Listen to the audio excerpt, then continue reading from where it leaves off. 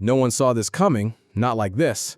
The Seattle Seahawks, once presumed to be entering a quiet rebuild, are suddenly roaring with energy, competition, and purpose. Under new head coach Mike Macdonald, this team isn't quietly retooling, they're recalibrating everything. From top to bottom, the Seahawks are transforming, not into something new, but something dangerous. What once looked like a transitional year now feels like a warning to the rest of the NFL. Seattle isn't fading, they're reawakening. The air around training camp is different. There's urgency, even aggression in every rep. Coaches refuse to name starters. Players are battling as if every snap could define their future. The roster has been rebuilt around speed, resilience, and a renewed toughness. Gone are the familiar faces like Geno Smith and DK Metcalf, but what's rising in their place may be even more compelling. A dynamic puzzle that's rapidly taking shape. Much of this newfound spark is thanks to one name that's gaining momentum with every snap: Jalen Milroe. Once a raw prospect out of Alabama, the third-round pick came into camp as little more than a developmental project. But that label didn't last long. As soon as the pads came on, everything changed. Milroe isn't just progressing, he's igniting belief. Coach Macdonald praised his rapid development, improved footwork, quicker decision-making, and a release that's becoming harder to ignore. But the praise isn't just verbal. Every on-field rep suggests Milroe is rewriting expectations in real time. The stories behind the scenes paint an even more compelling picture. Milroe's drive is relentless. Early mornings, late nights, self-imposed punishments for imperfect throws. After completing a diving sideline pass that thrilled onlookers, Milroe immediately dropped to the turf for push-ups, disappointed that the ball hadn't been placed perfectly. That intensity is rare, especially in a rookie. Even Sam Darnold, the presumed starter, has acknowledged Milroe's growth curve and maturity. But the true twist, Milroe may not be gunning solely for a backup role. His athleticism, arm strength, and mental sharpness are already inspiring whispers about more creative usage. Specialized packages, wildcat looks, option plays, and if his development continues, perhaps even legitimate competition for the starting job. The Seahawks aren't saying that publicly yet, but their actions are hard to ignore. Meanwhile, as one fire ignites under center, another is erupting in the backfield. Kenneth Walker III, once considered on the trade bubble after a frustrating injury-plagued 2024 season, has returned with a vengeance. His cuts are sharper, his burst more violent, and his attitude all business. From the first day of drills, Walker looked like the best athlete on the field.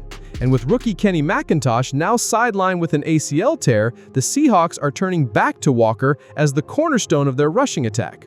His chemistry with the offensive line is clicking again, and his mindset has visibly shifted. This isn't just about production, it's about survival. With Zach Charbonnet bringing power and rookie Damian Martinez flashing promise, Walker knows the competition behind him is very real. And more importantly, he knows what's at stake. This is the final year of his rookie deal. In a league that's rapidly devaluing running backs, every carry could be an audition not just for Seattle, but for his long-term future in the NFL. While the skill positions are turning heads, the trenches may be where Seattle's identity is truly being forged. The offensive line is still in flux, and two spots, center and right guard, remain wide open. At center, Olu Oluwadimi is in a neck-and-neck battle with Jalen Sundell, a second-year undrafted player who is turning heads with his versatility and aggression. At right guard, Anthony Bradford is facing stiff competition from rookie Christian Haynes. Every snap in practice is being treated like a live game rep. Mistakes aren't tolerated. Opportunities are scarce and precious. One bright spot amid the chaos is rookie Gray Zabel, who's quietly locked down the left guard position with poise beyond his years. Meanwhile, Charles Cross and Abraham Lucas remain entrenched as the bookend tackles, but the outcome of the interior battles could define how effective this offense truly becomes. Mike Macdonald isn't rushing decisions. He knows that one wrong call in the trenches can ripple through an entire season. The line needs to be right, not just ready. And while the offensive side of the ball sorts itself out, a quiet force has emerged on defense: DeMarcus Lawrence, the veteran pass rusher who may be the most important addition Seattle made this offseason. DeMarcus Lawrence is not easing into his new role, he's tearing into it.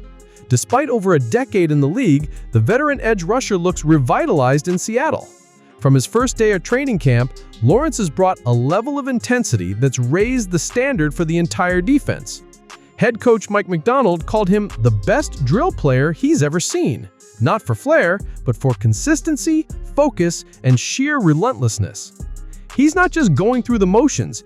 Every rep is full throttle. His hands are sharp, his footwork is polished, and his leadership quiet but commanding. The defensive line is following his lead, particularly young talents like Boy Mafe and Derek Hall, who are absorbing everything they can. In Macdonald's system, one that values intelligence, physicality, and discipline, Lawrence is the perfect match. He doesn't just fit the scheme, he defines it. But there's one shadow looming over his resurgence: health. Lawrence's durability has been tested over the years. When he's on the field, he's a force of nature, but when he's not, the entire defensive front feels it. Seattle is betting that they can keep him upright, and if they do, they may have secured one of the most impactful defensive leaders in the league. While Lawrence sets the tone in the trenches, another position group on offense is quietly becoming one of Seattle's most intriguing units: the tight ends. With Noah Fant no longer in the picture, the competition for that top spot hasn't just heated up, it's exploded. And leading the charge is rookie Elijah Araro, a second-round pick out of Miami whose early flashes have coaches and fans buzzing. Araro brings a dynamic presence. He's not just a blocker or a short-yardage safety net, he's a weapon. His route running is refined, his hands are trustworthy, and his field awareness is already drawing comparisons to seasoned pros. One highlight during camp, a diving sideline grab in tight coverage, showed not just his athleticism, but his rare concentration under pressure. Seattle isn't just playing him at traditional tight end spots, they're moving him around the formation, even lining him up wide, searching for mismatches. Then there's A.J. Barner, a second-year player whose skill set perfectly complements Araro. Known primarily as a physical blocker, Barner has quietly expanded his receiving game. He's not flashy, but he's dependable, the kind of tight end who makes the tough catches over the middle and delivers crushing blocks on short yardage downs. The contrast between Araro and Barner is stark, but that may be exactly what makes this pairing so dangerous. Together, they offer balance, versatility, and scheme flexibility. While those two battle for the top of the depth chart, another storm is brewing on the defensive front. Last year's first-round pick, Byron Murphy, is no longer flying under the radar. After a rookie season that didn't live up to lofty expectations, just a half a sack and limited impact, Murphy has returned with purpose, and his coaches, teammates, and opponents are noticing. This offseason, Murphy attacked everything: his strength, his technique, his focus. There's no wasted motion, no second guessing. He's not just reacting, he's dictating. Veteran lineman Jarran Reed recently made headlines when he said, "I can see him being Defensive Player of the Year." That's more than just a compliment, it's a proclamation. The Seahawks made a calculated investment in Murphy, passing up bigger names in back-to-back drafts. Now that bet might finally be paying off.